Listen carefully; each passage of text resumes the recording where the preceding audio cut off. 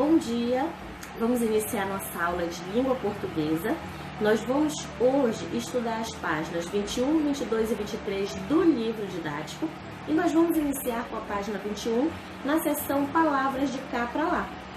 Nós vamos falar sobre discurso direto e indireto. Hoje, especificamente, vamos falar um pouquinho mais sobre discurso direto. Discurso indireto ele já vai ficar para a próxima aula, mas eu vou fazer um breve resumo para você compreender como identificar quando o discurso é direto ou indireto. O discurso direto, ele tem uma característica muito interessante que ele já dá a reprodução exata da fala de cada personagem. Em geral, essa fala ela é indicada por um travessão ou mesmo depois de uma expressão. O personagem disse, aí coloca 2 pontos e você já coloca o travessão para informar que ali é a fala do personagem. Então, no discurso direto, você compreende o desenrolar da história, porque você vai ler a fala dos personagens.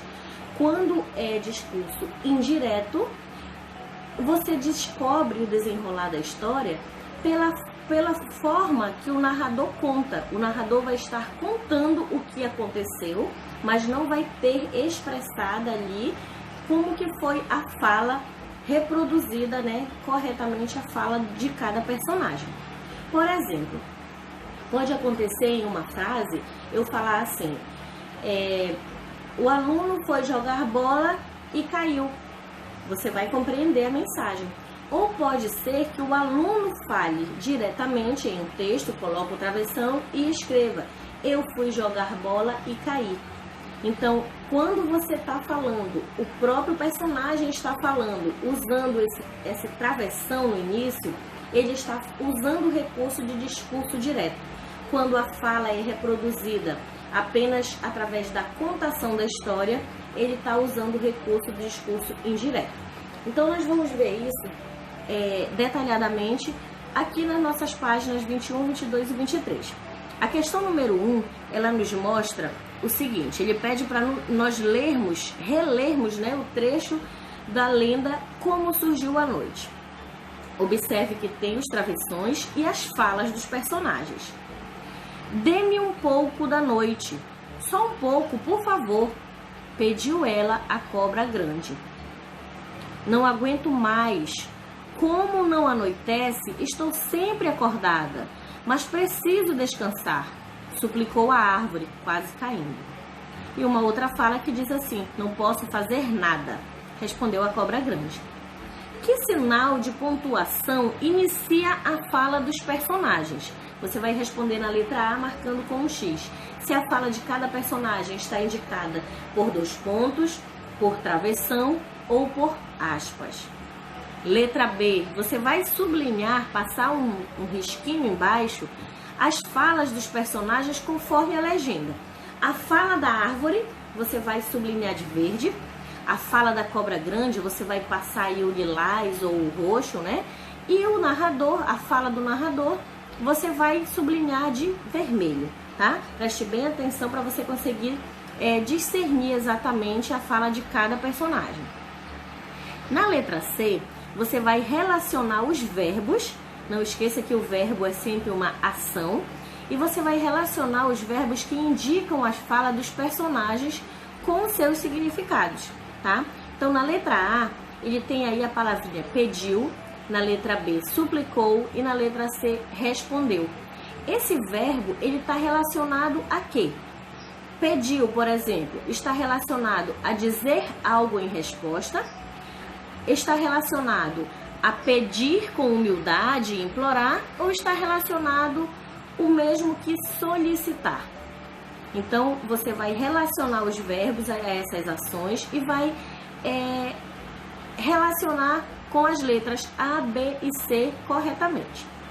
Depois disso, nós vamos passar aí para a questão de número 2, onde nós vamos completar os trechos a seguir com a fala do narrador. E você vai precisar usar verbos que sejam coerentes com a história, tá? A primeira fala diz assim, conversar? Ora, até você quer me aborrecer? Vá andando que não gosto de tomar banho em água parada. Essa aí foi a fala de alguém e você vai, já está a fala aí através do discurso direto e você vai relacionar com um verbo, né, informando quem falou isso. Você vai usar um verbo para indicar a ação de um certo personagem. Depois você vai fazer a mesma coisa com a segunda frase que diz assim: enquanto não conversarmos, eu não ando. Tá? Vamos lá. Passando para a próxima página, nós vamos continuar fazendo esse mesmo procedimento, tá? Sendo que aí é uma frase maior, mas que você vai fazer da mesma forma. Você vai pegar um verbo para relacionar a ação desse personagem, dizendo o que ele fez, né? Levem isto para minha filha, mas prestem atenção. Não devem abri-lo de jeito nenhum. Somente ela tem poderes e conhecimentos para libertar e controlar a noite.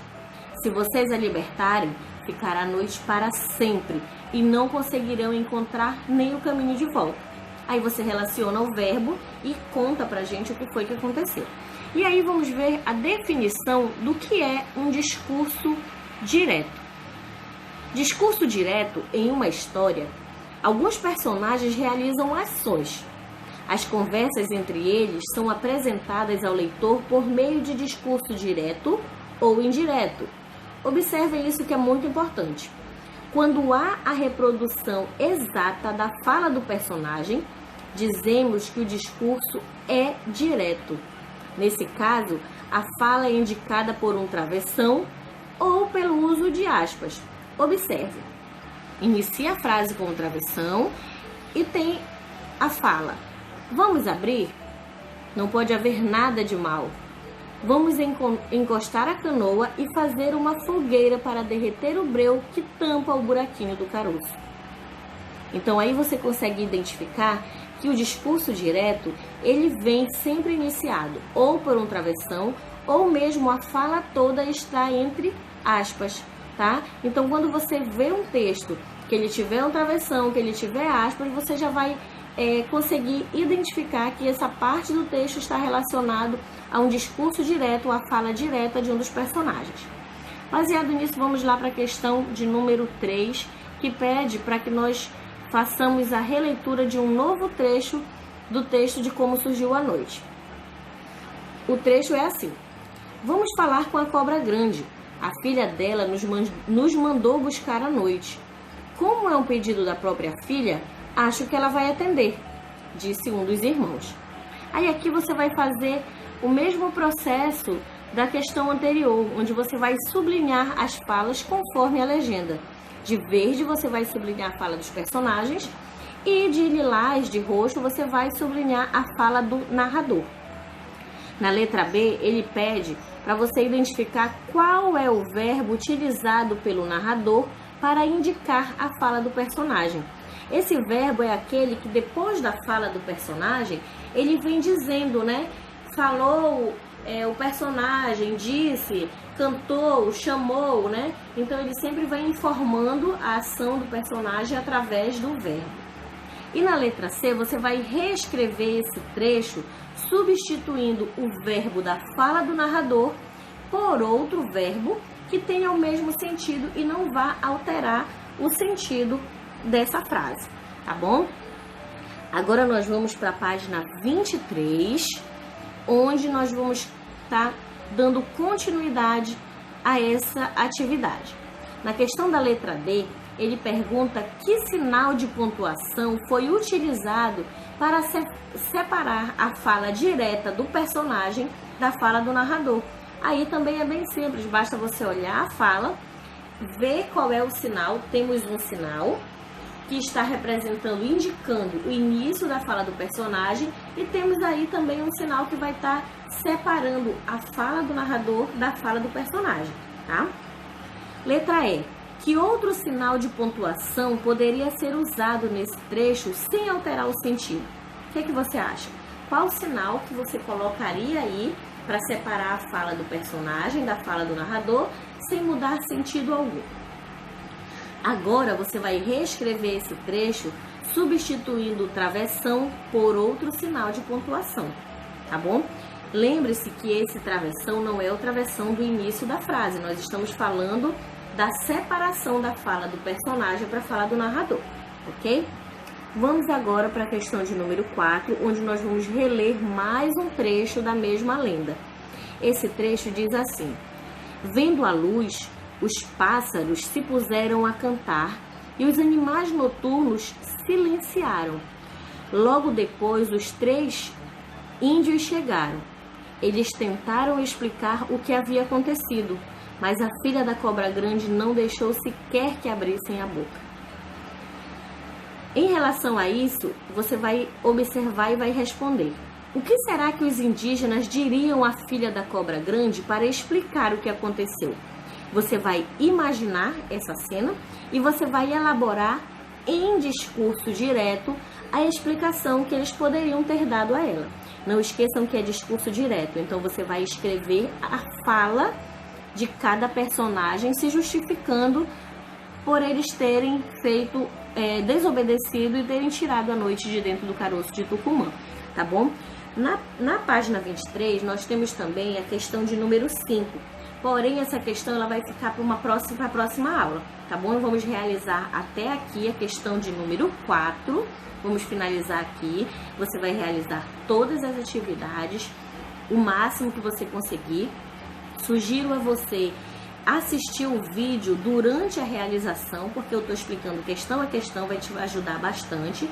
Então, você realiza a atividade enquanto ouve as explicações, para o vídeo, responde, dá continuidade no vídeo para facilitar para você, tá bom? E lá na sala virtual nós vamos estar corrigindo e tirando qualquer dúvida que tenha ficado da realização da atividade.